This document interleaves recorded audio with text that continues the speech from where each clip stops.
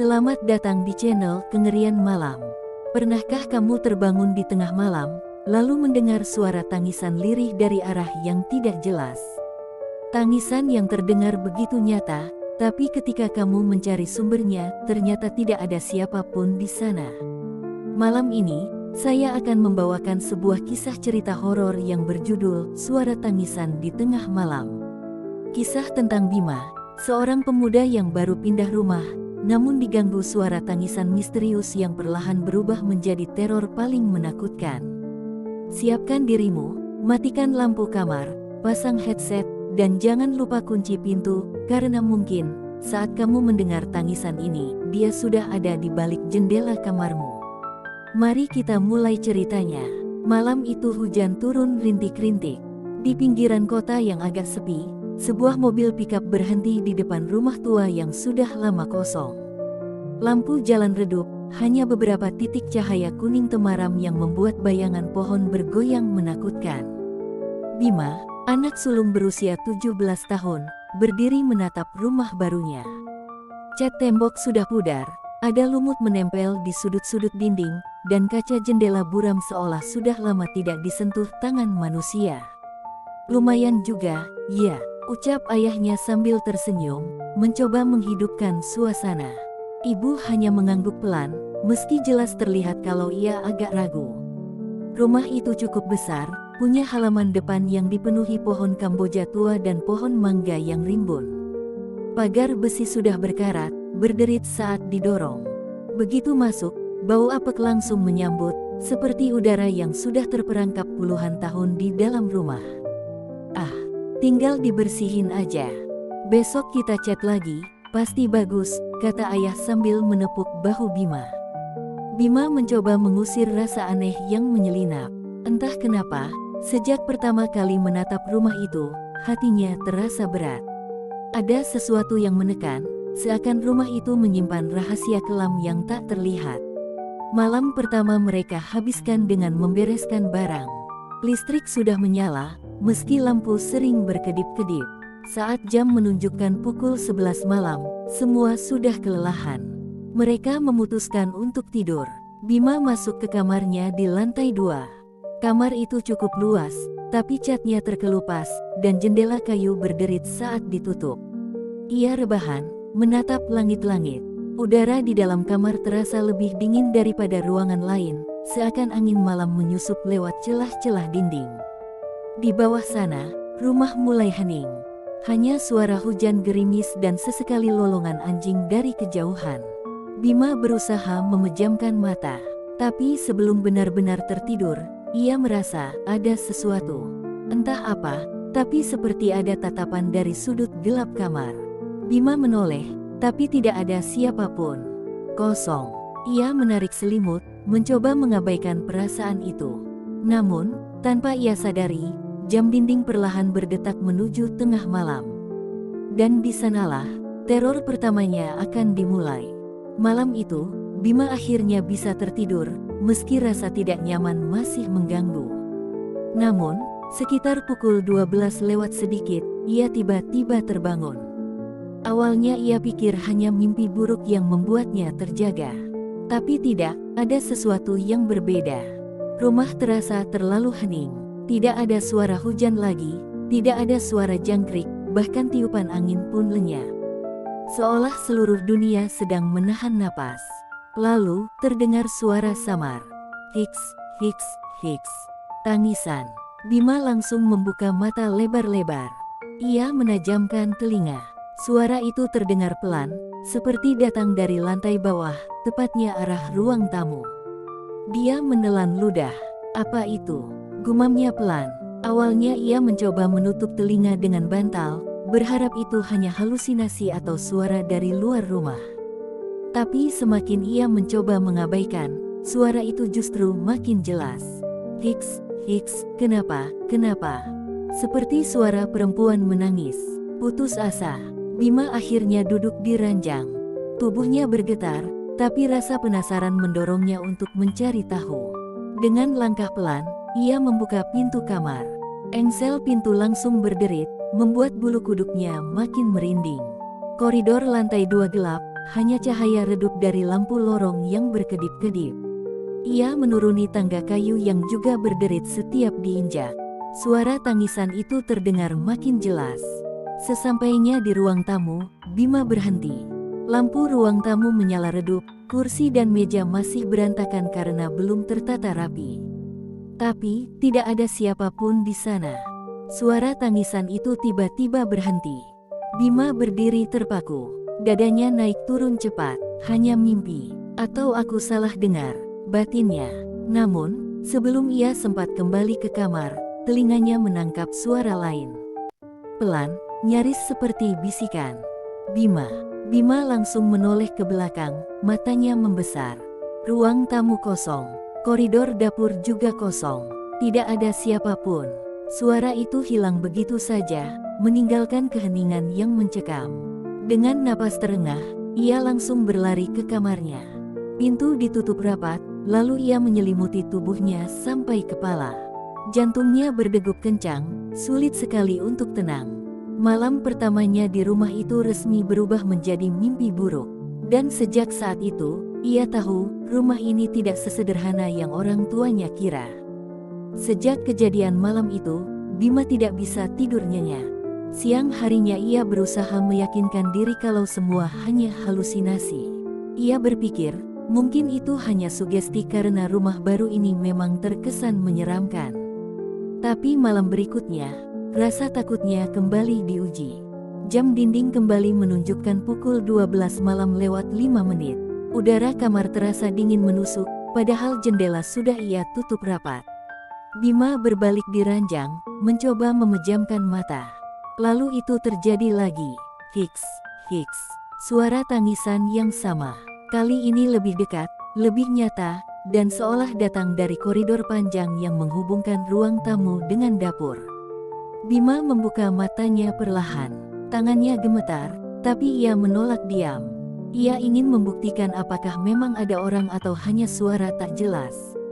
Dengan hati-hati, ia membuka pintu kamar. Lampu lorong masih berkedip, membuat bayangan di dinding bergerak-gerak seperti hidup. Tangga kayu ia turuni pelan, berusaha tidak menimbulkan suara.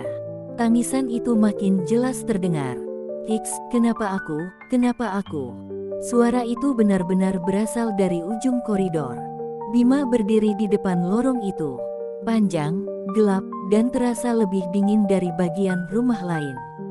Dengan tangan gemetar, ia menyalakan saklar lampu. Lampu lorong menyala, tapi hanya sebagian. Cahaya lampu menyorot dinding berwarna kusam. Dan di sana, di ujung lorong dekat dapur, ada sesuatu bergerak. Bayangan hitam, cepat, seperti seseorang berlari melintas. Rambut panjang, tubuh ramping, tapi tidak jelas wujudnya. Siapa itu? Suara Bima tercekat. Tidak ada jawaban, hanya keheningan. Bima berani melangkah satu langkah ke depan. Tapi tiba-tiba, gedebuk. Suara keras terdengar dari dapur, seperti kursi jatuh. Bima langsung mundur, wajahnya pucat. Jantungnya berdegup kencang tak terkendali. Dengan terburu-buru ia berlari kembali ke kamarnya, menutup pintu rapat-rapat, dan menyalakan lampu tidur. Di dalam kamar, ia terduduk di lantai. Tangannya menutupi wajah. Ia tahu kali ini bukan lagi imajinasi. Ia benar-benar melihat sesuatu. Dan yang membuatnya lebih takut adalah, bayangan itu terlihat seperti seorang perempuan. Pagi itu, suasana rumah terasa lebih sunyi dari biasanya. Mata Bima sembab karena semalaman tidak bisa tidur. Wajahnya pucat, lingkar hitam mengelilingi matanya.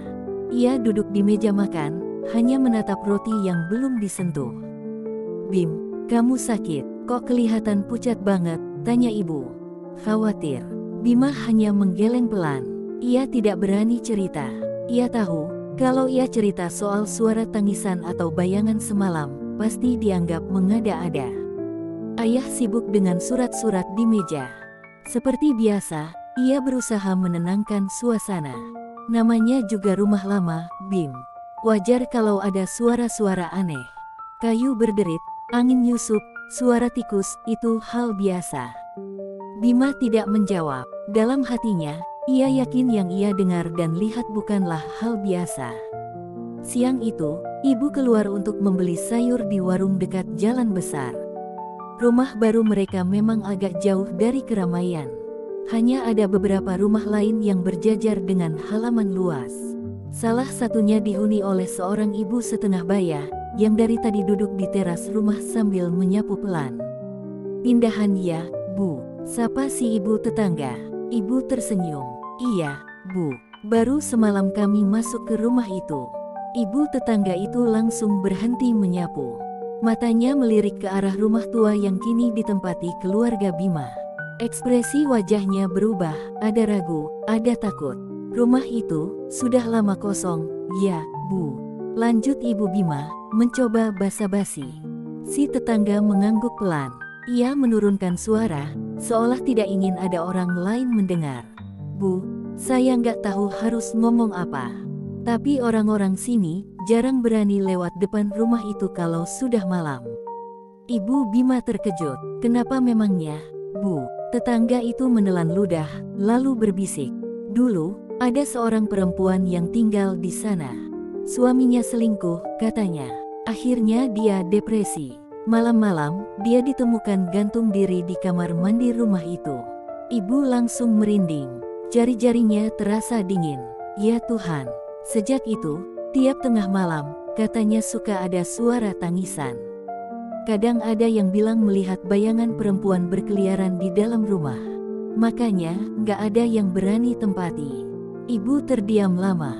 Ia ingin membantah, tapi bulu kuduknya berdiri. Apalagi mengingat semalam Bima memang terlihat gelisah dan pucat. Tetangga itu menepuk bahu ibu pelan. "Saya cuma kasih tahu, Bu. Hati-hati saja. Jangan biarkan anak-anak keluar kamar kalau sudah lewat tengah malam." Sepulangnya dari warung, ibu tampak gelisah. Ia tidak berani menceritakan apa yang didengarnya kepada ayah dan Bima. Ia takut membuat mereka panik. Namun, di sudut hatinya, ia tahu sesuatu, rumah ini memang menyimpan luka masa lalu. Dan luka itu belum tenang. Malam ini, apakah suara tangisan itu akan terdengar lagi?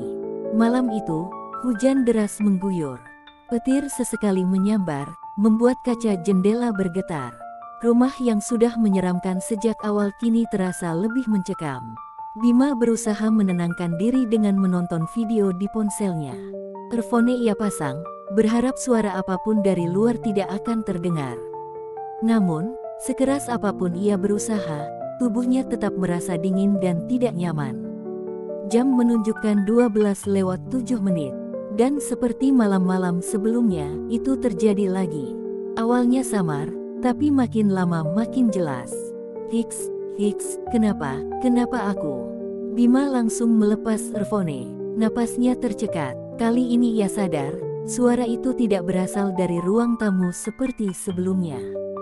Sumbernya berbeda. Suara tangisan itu terdengar dari kamar mandi. Bima menelan ludah. Ia mencoba menguatkan diri.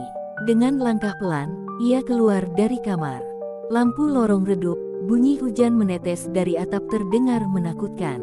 Saat ia mendekati kamar mandi yang berada di dekat dapur, tangisannya semakin jelas. "Hiks, jangan tinggalkan aku, Hiks." Suara itu seperti berasal dari balik pintu kamar mandi yang tertutup rapat. Dengan tangan gemetar, Bima meraih gagang pintu. Tangannya basah oleh keringat dingin. Ia berdiri beberapa detik, mencoba meyakinkan diri untuk membuka. Klik, pintu kamar mandi terbuka perlahan. Cahaya lampu redup menyorot ruangan sempit itu. Lantai kamar mandi basah, ada genangan air kecil di sudut. Keran menetes pelan, tik, tik, tik. Namun, tidak ada siapapun di dalam. Bima berdiri terpaku, matanya berkeliling, memastikan bahwa kamar mandi itu kosong. Ia mulai berpikir semua hanya perasaannya saja. Tapi tiba-tiba, cermin besar di dinding kamar mandi berembun sendiri. Padahal udara di luar dingin, tidak mungkin ada uap panas. Lalu, perlahan, muncul tulisan samar di permukaan kaca. Tulisan itu seperti goresan jari seseorang. "Aku di sini." Bima terdiam, matanya membelalak. Tangannya langsung mendorong pintu kamar mandi dengan keras, lalu ia lari sekencang-kencangnya ke kamarnya. Sesampainya di kamar, pintu ia kunci rapat-rapat. Tubuhnya gemetar hebat, dan yang membuatnya makin tidak bisa tidur malam itu adalah kenyataan bahwa suara tangisan dari kamar mandi masih terdengar lirih meski pintunya sudah tertutup. Sejak malam suara tangisan dari kamar mandi itu, Bima tidak bisa tenang. Siang harinya ia lebih banyak diam, matanya kosong, kepalanya pusing. Ia takut tidur, tapi tubuhnya lelah, dan akhirnya ia menyerah juga. Malam itu, tepat pukul 11, ia terlelap tanpa sadar. Awalnya mimpinya biasa saja. Ia berada di dalam rumah, tapi suasananya berbeda. Dinding-dinding rumah tampak lebih gelap, kusam, dan lembab. Lampu padam, hanya cahaya bulan dari jendela yang menyorot samar. Kenapa rumah ini seperti berbeda? Gumamnya dalam mimpi. Ia berjalan menyusuri koridor panjang. Bau apek menusuk hidungnya, sama seperti di dunia nyata. Tapi kali ini, ada sesuatu yang membuat bulu kuduknya merinding. Suara tangisan terdengar lagi. Hiks, hiks, hiks. Bima mengikuti suara itu. Langkahnya berat, seolah lantai lengket dan menarik kakinya. Suara tangisan membawa dirinya ke sebuah ruangan gelap di ujung lorong.